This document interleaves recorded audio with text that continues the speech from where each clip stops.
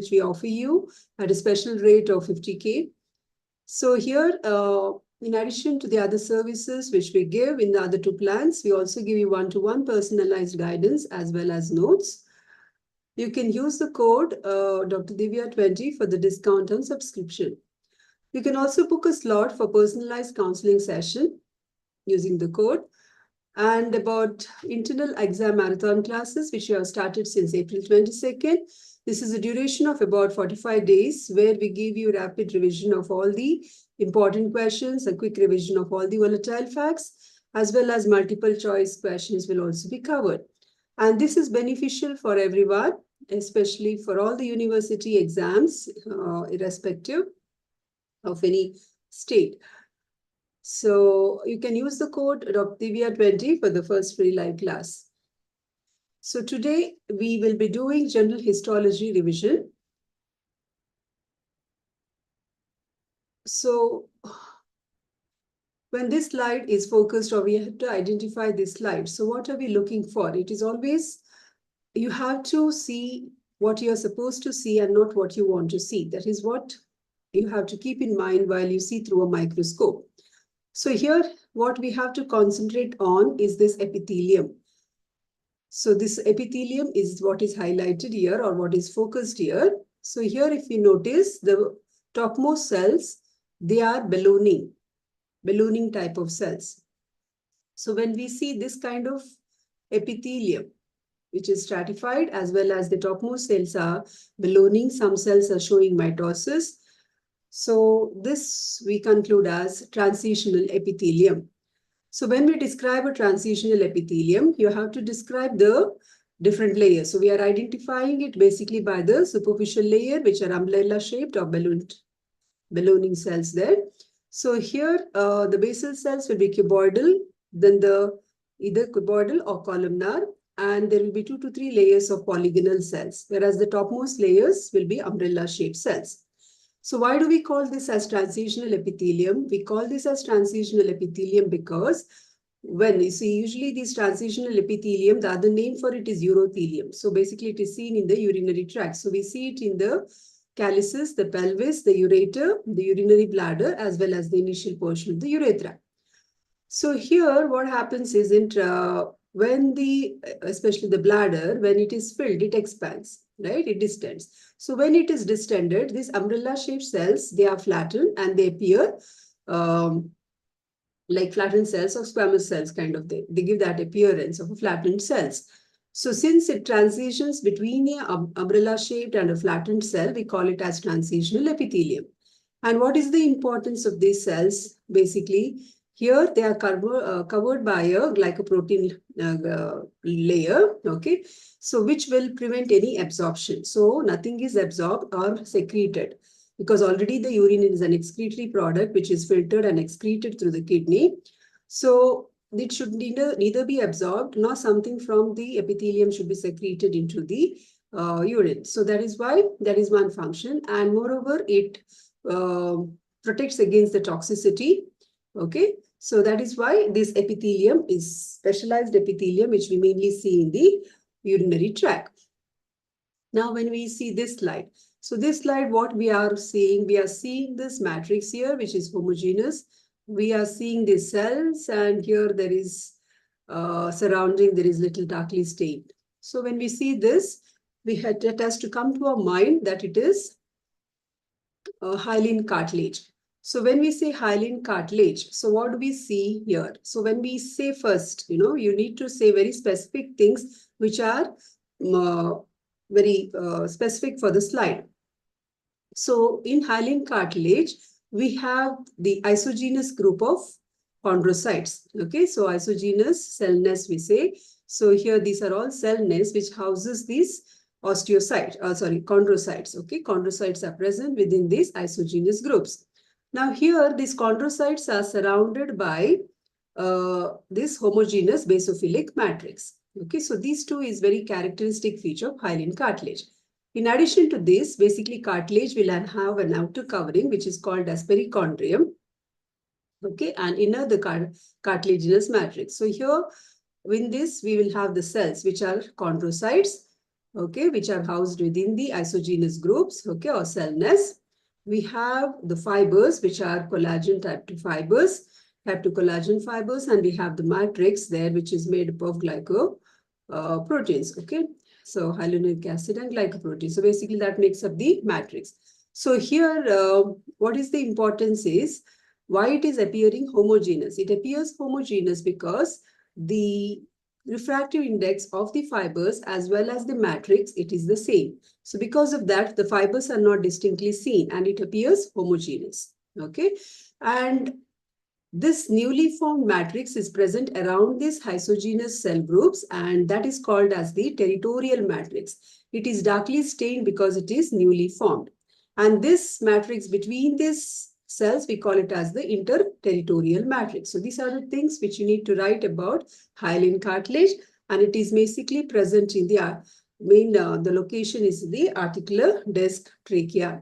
You need to give examples. This slide. Now here when we see, what are we seeing which is very glaring here? You can see these fibers which are, okay, fibers between these cells here. The fibers are little wavy and they are interspread between this. Okay, so this is the main structure which we are seeing here. So when we see these two things, what should come to our mind is that it is elastic cartilage. So when we say elastic cartilage, so what is the peculiar feature there, or which is very specific for elastic cartilage? We have the chondrocytes within the lacuna.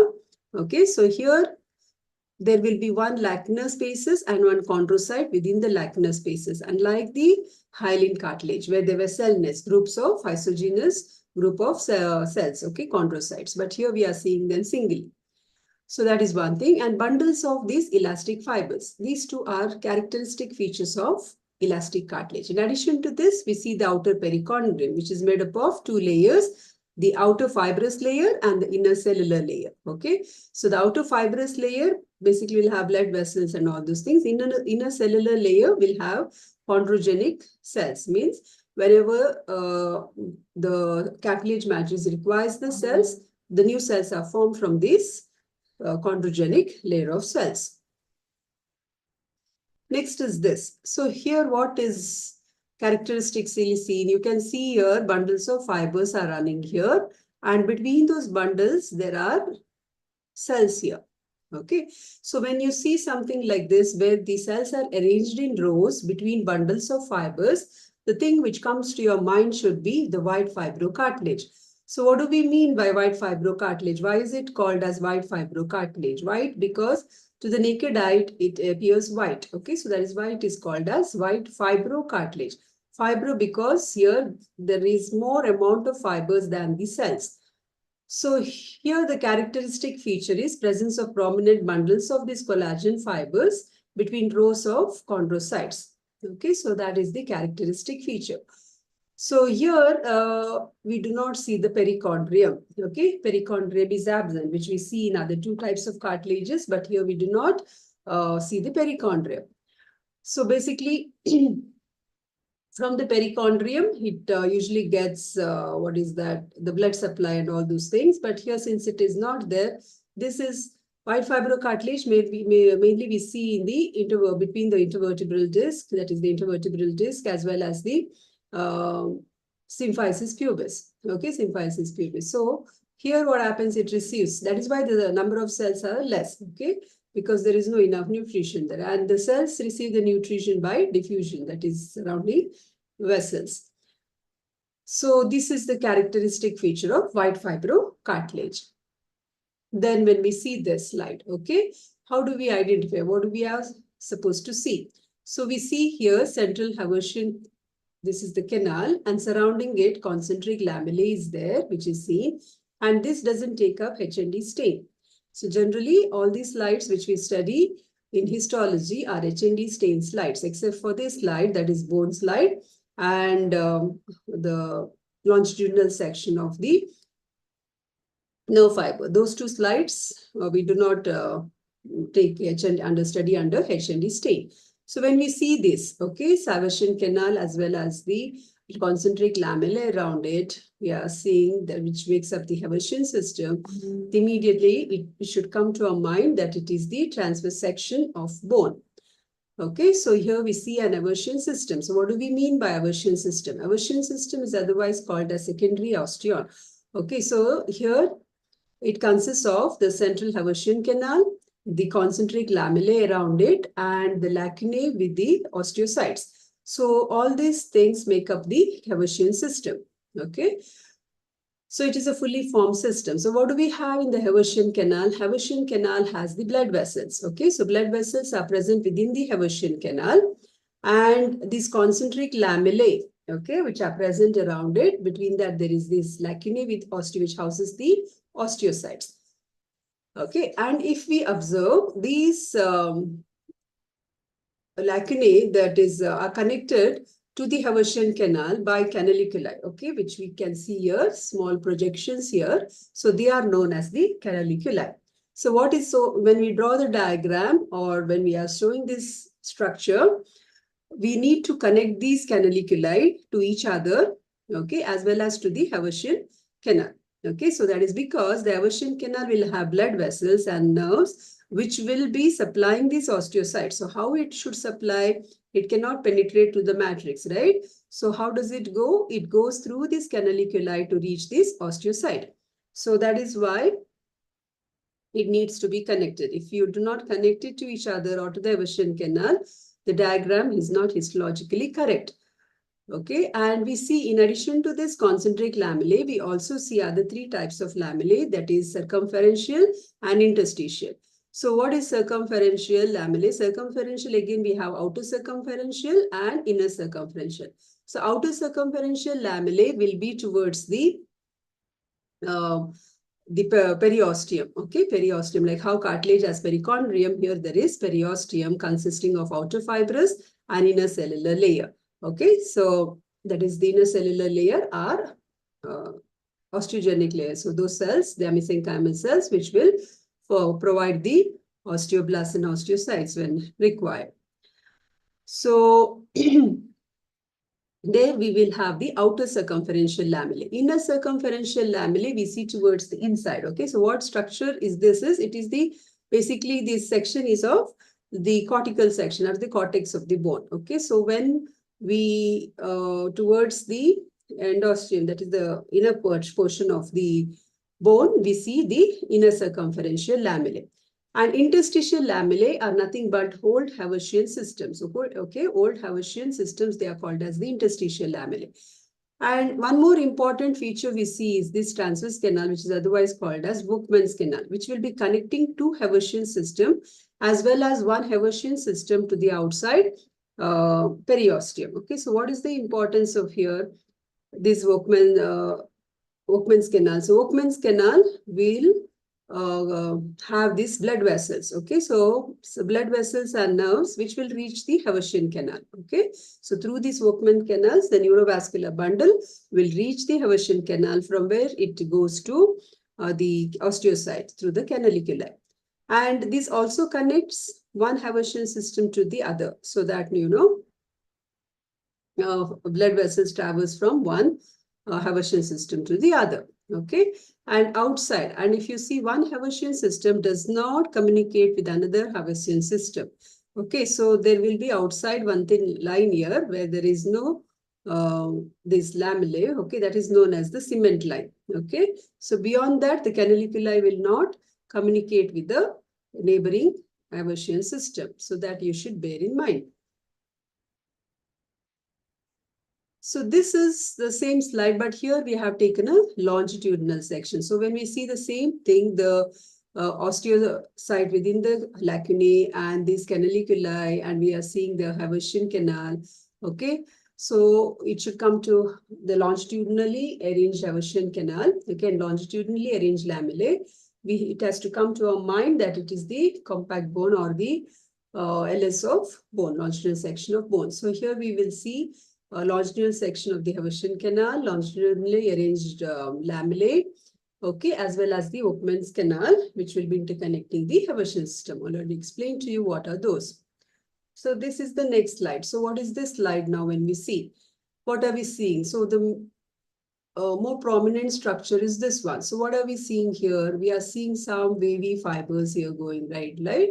And then we are seeing some down, we are seeing some connective tissue, adipose cells, blood vessels, we are seeing, right? So this is the main thing here, okay? So what is this? So when we see these thin wavy fibers like this, okay, and when we are seeing here, this portion, it looks like a part of the lumen, right, of some artery. So this is a large or elastic artery. So those wavy fibers, they represents the elastic fibers, okay? So basically any vessel, whether it is artery or vein, will have three layers, okay? Tunica intima, tunica media, and tunica adventitia.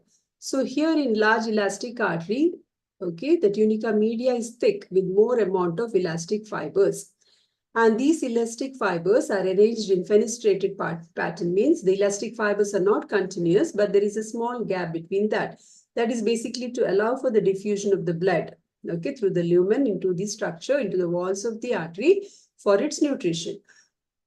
Okay, in addition to that, there will be small, here and there, a few smooth muscles will be there. Okay, so the tunica intima. So from inner to outer, we see tunica intima. So tunica intima consists of the endothelium. Endothelium is nothing but squamous cells lining the blood vessel. Then below that, there will be lamina propria supporting it. And next to that, there will be, if you see here, there is an internal elastic lamina. Okay, so this internal elastic lamina will be separating the tunica intima from tunica media. But since below that tunica internal elastic lamina, all these fibers are also elastic, this is not very prominently seen. Okay, so that is why the characteristic other feature is indistinct internal elastic lamina. And in the tunica adventitia, we see the supportive tissue, connective tissue, that is luceriolar tissue, as well as we see vasa vasorum. Now, what is vasa vasorum? A blood vessel supplying a blood vessel is known as vasa vasorum. Okay, so elastic arteries are basically thick, large vessels, okay, large arteries. So they are elastic because they have to recoil. Okay, after the blood passes, it has to recoil again.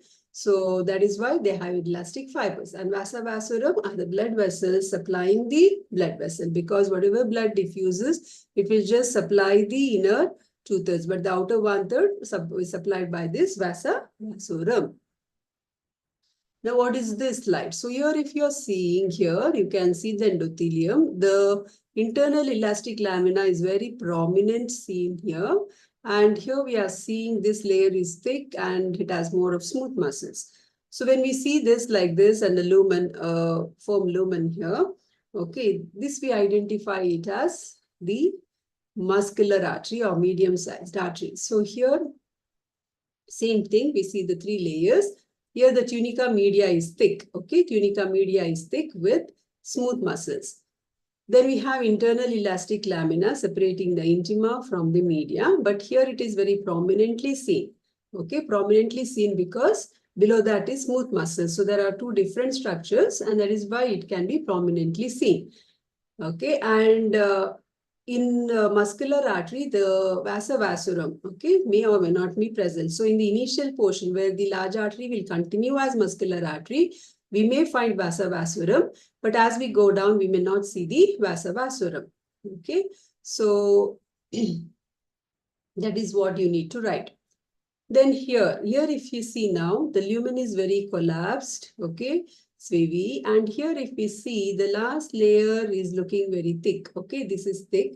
And we are seeing two arrangement of the muscles. Here we are seeing it is arranged as circular, whereas here it is arranged as longitudinal, okay? So in the tunica adventitia, so when the tunica adventitia is thick with the longitudinally arranged smooth muscles, we identify it as large vein, okay? So large vein. So here the media is thinner compared to the other. So thin tunica media, whereas tunica adventitia is thick with longitudinal layer of smooth muscles. Now, why is this difference?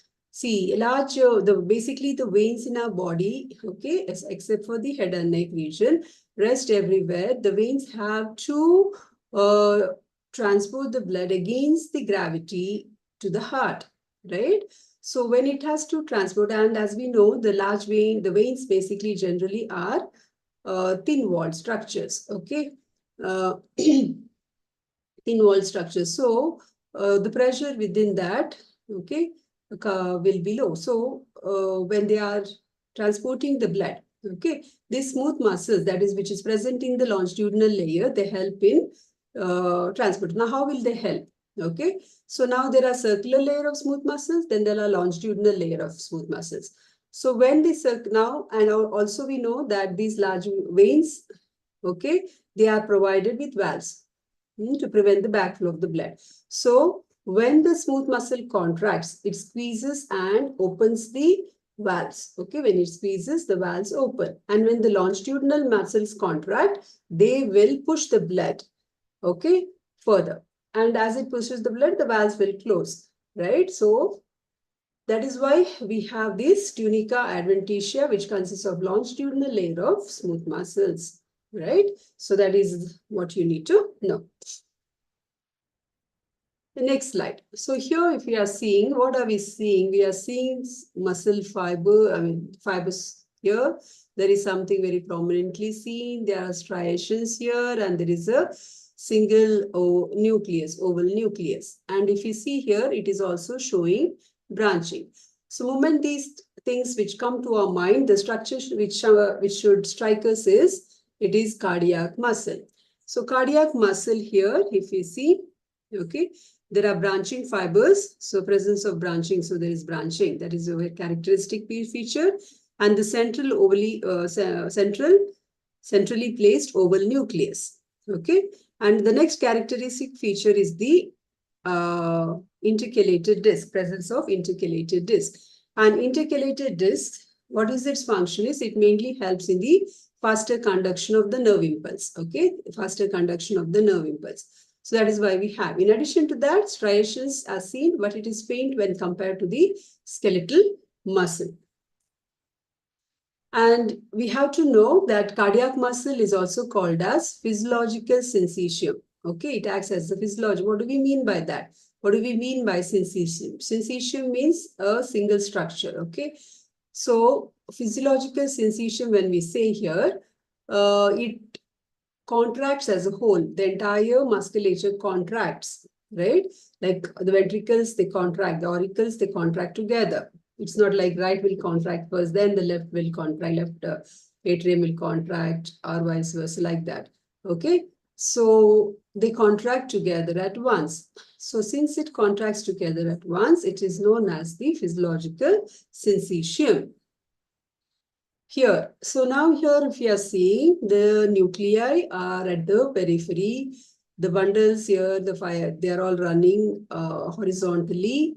Okay, and here these are the nuclei which are pushed towards the periphery. So when you appreciate these three things, okay, the moment that the thing that comes to your mind will be the skeletal muscle. So they are parallelly multinucleated, parallelly running, multinucleated, and non-branching. They do not have any, they don't show any branching pattern, unlike the cardiac muscle, okay? And the most prominent feature is the presence of dark and light bands, okay? Basically formed by the dark and light bands or actin and myosin filaments which form, okay? And the nucleus is towards the periphery. Now, why the nucleus is towards the periphery? Because of the bundles of myofibrils within the muscle fiber, it pushes the nucleus towards the periphery. And here, the skeletal muscle fibers, they are all fused together, and it, because of that, it is also called as the syncytium here. Okay, not physiologically here, but syncytium, it is called structural syncytium here, because though there are many muscle fibers together there, actually in that bundle, we see it as a single. Okay, and the nucleus all appears at the periphery as if it is, that fiber is multi-nucleated. Okay, so that is why we call it as the structural syncytium, whereas cardiac muscle, we call it as functional syncytium. Now this section, so here if you see, here you can see bundles of muscle fibers, okay, these are the fasciculi. And we see three layers. Okay, so outermost, then we have for each of these log, okay, uh, bundles here, and within that for to each single muscle fiber. So epimysium, so P between two E, okay, epi is outermost covering of connective tissue, then perimysium, then endomysium, innermost. Okay, so what is this epimysium? Epimysium is the connective tissue covering to bundles of muscle fasciculi or bundles of muscle fibers. Okay, so they are covered together. All the muscle fibers, bundles are covered together, which is called as epimysium by the epimysium. What do we mean by perimysium? Okay, so each fasciculus. So epimysium covers bundles of fasciculus, right? So each of these now, these are many bundles. Okay, covering all these things will be epimysium. Now each of these bundles of muscle fasciculi are covered by the perimysium. Okay, and each muscle fiber is covered by the endomysium. So that is three layers. Okay, so fibers are seen as irregular round structures with a peripheral nucleus. The next slide here. Okay, we are seeing a lot of basophilic stained cells. Okay, and if we see here the outer part, okay, we are seeing some rounded structures with a centrally light stain.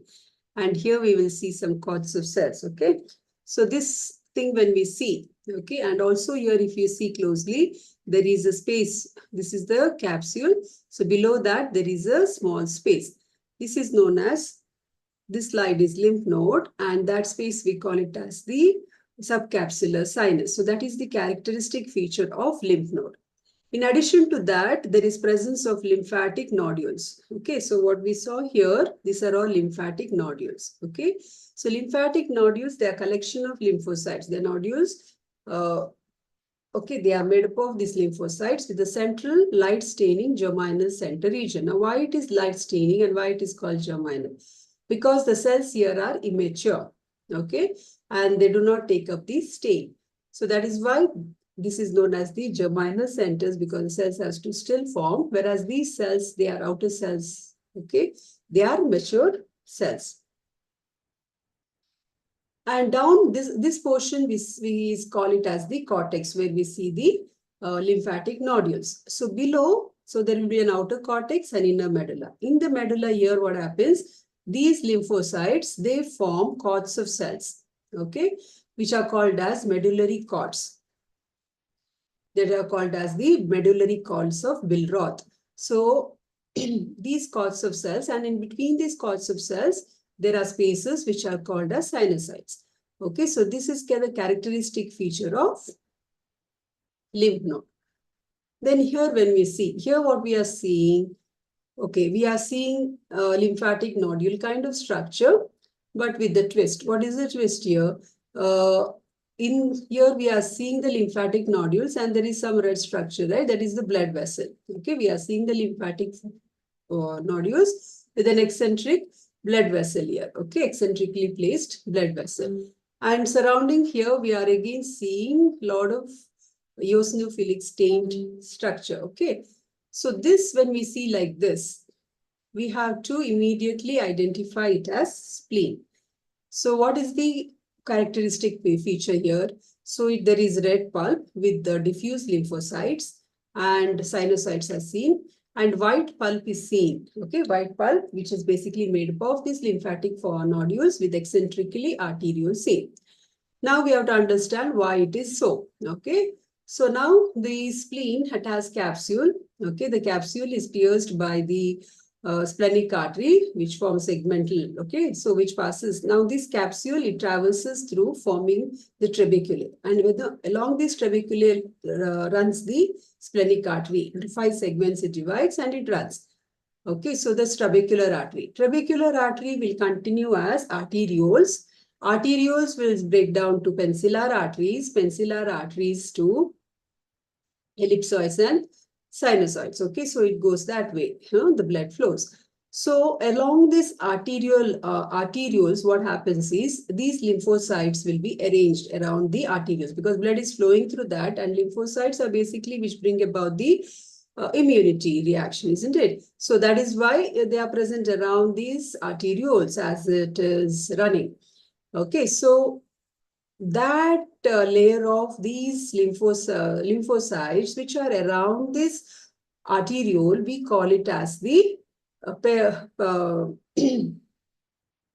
pals. Okay, so pals, that is P is periarteriolar lymphatic sheath. Pals means periarteriolar lymphatic sheath. Okay, so that is present around that. So when we do a section, okay, when we do a section, it appears like what we are seeing as the white pulp. Now here what happens is again, so that sheath which is around this arteriole, we call it as a periartery. So it is a uniformly arranged cells around the arteriole. So in some portion, whenever there is an antigen, an antigen antibody reaction has to take place at one part of the periarteriolar sheath, the lymphocytes will aggregate. So as they aggregate, okay, and when we do a section, what happens? It appears as if the arteriole, because the cells have accumulated around that. So arteriole gets pushed to a corner, okay, in that thing. Okay, so you just imagine there is an artery and all around there are cells. Okay, but at one portion, what happens? The cells all grow. So when the cells grow here, this portion the cells are growing, the artery remains towards the outside, right? So that gives an eccentric appearance. Though it's a central artery running in the center, between the cells, it appears to placed eccentrically. Okay. Then we see the red pulp, and in addition to that, we also have the stave cells. So stave cells, they are seen in relation to the ellipsoid. So what are these stave cells? They are the macrophage cells of the spleen. Okay. And here what you have to also know is what is closed circulation and what is open circulation. So closed circulation, when the blood flows through the splenic artery, the segmental branches, the arterioles, and then we have the peninsular arteries, ellipsoids, sinusoids, and then it is taken up. That is called as the, what is that? Closed, because it is running through the blood vessels. But when the blood is directly poured into the sinusoids, that is open space sinusoids, and from there, when the blood has to be taken, that we call it as the open circulation. Okay. Now, next slide. So here, what are we seeing? What is the most prominent thing we are seeing? We are seeing that there is a capsule. The capsule is projecting inside, but it is not completely divided. Instead, it is just stopping there. Okay, it's not completely dividing the structure here. Okay, so when that is there, that is incomplete septa, incomplete connective tissue septa. When we see, immediately it should come to our mind that it is thymus. In addition to that, we also see, if you're seeing the central portion is light staining, there are some eosinophils stained structures here in the center, right? Okay, so surrounding in the cortex, you have to identify this light as thymus. Okay, so here they are partially separated lobules. So the outer darkly stained part, we call it as the cortex, whereas the lightly stained part, we call it as the medulla. Okay, so here what is there? In addition to that outer cortex and inner medulla, we also have these Hassel's corpuscles. Okay, around. Okay, here we could see it very prominently, Hassel's corpuscles. So they are present in the medulla. So here what we have to know is there are the thymic cells. One is the thymocytes, another one is the epitheliocytes. Okay, epitheliocytes make up the major structure there, and you have to know how many types are there and where they are. Okay, we have 6 types. The outer, okay, so the type 1 epitheliocytes, they are present in the outer cortex. Okay, then type 2, we see it in the inner part of the cortex. Type 3, we see at the deeper part of the cortex. Okay. Type 4, we see between the junction of the cortex and the medulla. Type 4. Type 5, we see it in the inner medulla. And type C are the ones which form the Hassel's corpuscles. Okay, Hassel's corpuscles. They are functionally, they're not of much significance, but they are present there structurally.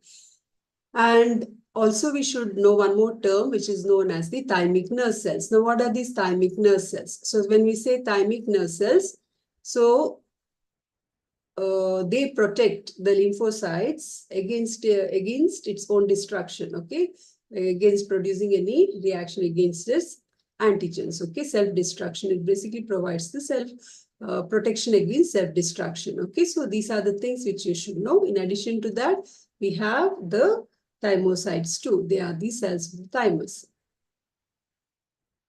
Now this slide, when we see, okay, what are we going to see?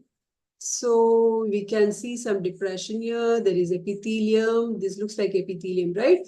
So this is the epithelium, and beneath that, there are a collection of follicles, lymphatic follicles. So when we see the epithelium, when we see some dipping in, okay, we have to immediately, and lymphatic follicles along the epithelial line, we have to identify it as tonsil, palatine tonsil, okay. So these things, what we are seeing is the crypts, okay, crypts of the tonsil, which is lined by this stratified squamous non-keratinized epithelium. These are all the lymphocytes with the germline center, okay. So deep to this, so actually the tonsil structure is here. Deeper to that, since it is present within the tonsillar fossa, okay, attached to these mucosa of the oral mucosa. So beneath that, what we see is, we will see this seromucous acini, which are accessory salivary glands, we can say, and we have skeletal muscle fibers. Okay, so these are the structures which we can see deeper. But the main thing which you should remember is it is lined by stratified squamous non-keratinized epithelium and has deep tonsillar crypts. Then it has diffuse lymphoid tissue with lymphatic follicles, which are seen beneath this epithelium. Okay, so this is to show you a clearer picture crypts, and these are the nodules, see the lamina propria. This is skeletal muscle mucous glands are present. Next, when you identify this slide, how do we identify this slide? So this is, see again I said, there are only two slides which are not stained by H&E, that is hematoxylin and eosin. So this slide is of the, so one was bone, which we saw, and this is the peripheral nerve. So this takes up a special stain, okay, auspic stains we say. So this also doesn't, it appears black and white basically. So how do we know? What are we seeing here? What we are supposed to see? So we see long cylindrical bundles of non-cylindrical nerve fibers. So there is a myelin sheath around it. And in between, there are spaces, okay? So that is known as the nodes of Ranvier. So nodes of Ranvier help in the faster conduction of nerve impulse, which, okay, nerve impulse. And the myelin sheath, which provides the myelin covering for this peripheral nerve. So in between the bundles, we also see blood vessels, okay? So what is this section? This looks like the previous one section, which we recently saw now, isn't it? So we have like bundles of nerve fasciculi, nerve here, okay? Nerve bundles, that is, we call it as nerve bundles, can be called as tracts or lemnisci, okay? So outer epimysium. So this will be the outer epimysium. This is the, not epimysium. It is epineurium because it is nerve fiber. We call it as epineurium. This is the perineurium, and around each nerve fiber will be the endoneurium. Okay. So epineurium, perineurium, and endoneurium are seen. Cut section of the axon with multiple, with the myelin sheath, and Schwann cells also can be seen. This slide. Now here, if we are seeing, what are the things we are seeing here? So we are seeing some, at one corner, bundles of cells, okay, and between are running the nerve, the fibers, okay. So when we see that, what comes to our mind is sensory ganglion or spinal ganglion or dorsal root ganglion. Sensory or spinal ganglion now, okay, sensory because it is sensory in function. Spinal because it is present in the spinal cord, and dorsal root ganglion because forms from the dorsal root. Okay, it is present in the dorsal root of the spinal nerve. Okay, so what are the characteristic features now? It is presence. There is presence of groups of pseudounipolar neurons with centrally placed nucleus between the groups of nerve fibers. Okay, so there is these groups of pseudounipolar. So neurons of the sensory or dorsal root are, we know it is pseudounipolar. Okay, so we see this large. Okay, they are rounded and they have a central nucleus. Okay, and here surrounding those will be these satellite cells. Okay, just like how our Earth has a satellite moon, they are around, it goes around the sun.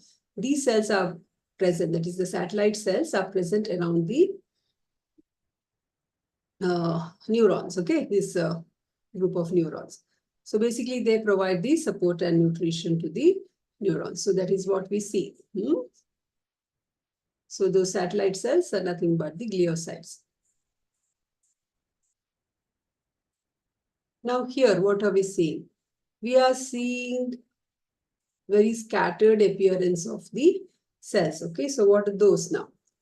So scattered, when we see, it should come to our mind that it is sympathetic ganglia. Okay, so there are presence of scattered multipolar neurons with eccentric nucleus between the nerve fibers. Okay, so what happens here is, since it is multipolar, okay, sympathetic ganglion is multipolar, the nucleus appears at the side, one side, it doesn't appear. Okay, so when we take something like this, okay,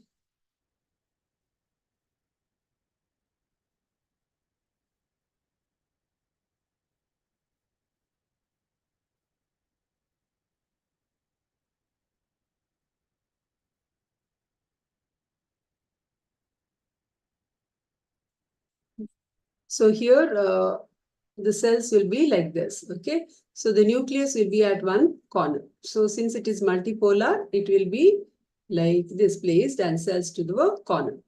And in between will be running all the nerve fibers. Okay, so you can see both myelinated and non-myelinated fibers here in the sympathetic ganglia. So here satellite, because of this, it is multipolarity. What happens is the satellite cells are not very prominently, they are present, but they're not very prominent. So what will be the difference between spinal and sympathetic ganglia is, so the neurons, they are pseudounipolar, these are multipolar. They are arranged in groups, these are scattered. Okay, they have centrally placed nucleus, they are rounded and centrally placed nucleus, these are star-shaped like stellate, as well as the nucleus is at the periphery.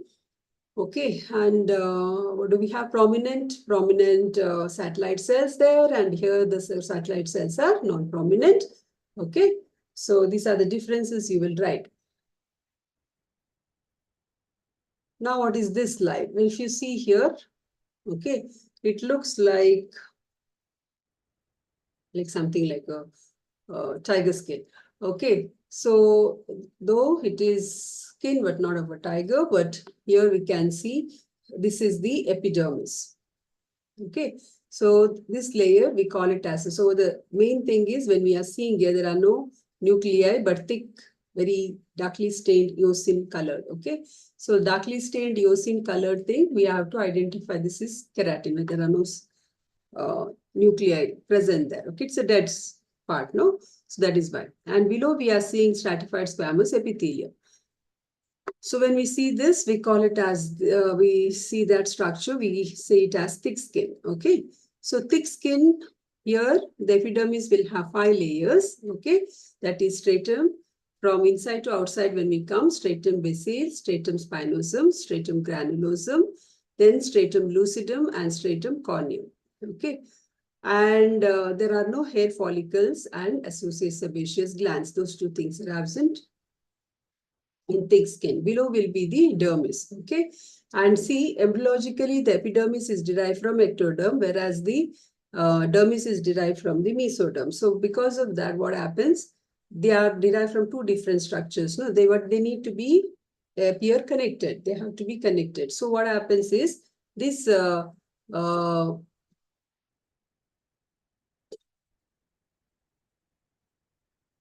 epidermis, okay, so the epidermis will dip into like this, and the dermis will again dip into like this. This upward papillae will be the dermal papillae, whereas the downward will be the epidermal papillae. Okay, so we see the epidermal and the dermal papillae are same. Okay, so that is in things. So you should know stratum basale. Okay, stratum basale, stratum spinosum, they are known as the germinating zones because here new cells are formed. And stratum spinosum is so called because when the cells, when the preparation, that is H&D staining is done, when we prepare the tissue, what happens is these cells, they shrink. Okay, when they shrink, their cell junctions, that is those desmosomes, they appear more prominent and they look like spines. So that is why we call it as the stratum spinosum. Okay, then we have stratum granulosum. Stratum granulosum will provide the necessary keratin, and then we have the keratinization zone, we say. Stratum lucidum, because it appears like very clear, and then we have stratum spinosum. Sorry, stratum corneum. Stratum corneum in the thick skin is very thick. Okay, it consists. So this is the stratum corneum, basically, which consists of dead squamous cells. Okay, without the nuclei. Now, what is this slide? Now, here also we are seeing the similar skin layers, but here there is, it dips, and here we are seeing the sebaceous glands and we are seeing the hair follicles. So when we see this, we have to identify this as thin skin. Okay, so thin skin is associated with hair follicles and sebaceous glands. So, and in the epidermis, the stratum corneum is thinner and stratum lucidum is absent. So this is a very important point you have to write. Now, what is this slide? Okay, so this slide here, if you see, there are acina cells. Okay, so when we see those small biphasic cells, what we mean by biphasic is this base will stain blue, whereas the apex will turn blue is basophilic and apex will stain eosinophilic. Okay, so when we, that is known as the biphasic staining. So the serous acini, they are biphasically, they are smaller and biphasic stained. Okay, so when we see that very prominently and we see the well-developed blood, this duct system, okay, all the duct system is seen clearly. We call it as the serous salivary gland. Okay, so it will have an outer capsule. Capsule will be dividing the parenchyma of the gland into, when we say parenchyma of the gland, it makes up the stroma as well as the glandular tissue. So the parenchyma is divided into many lobes and lobules. Okay, so serous acini, when we draw the structure of serous acini, we should remember that it is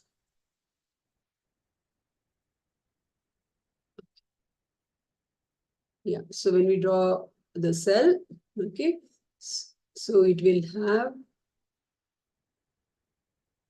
a smaller, lumen is smaller, nucleus will be central and rounded, okay. The base will be staining bluish here, whereas the apex will be, that is eosinophilic. That is basically, apex is rich in zymogen granules.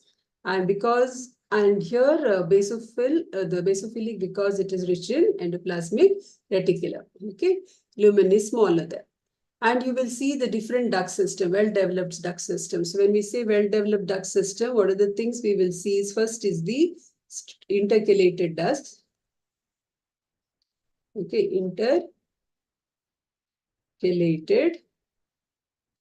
intercalated leads to striated ducts. Striated to intralobular.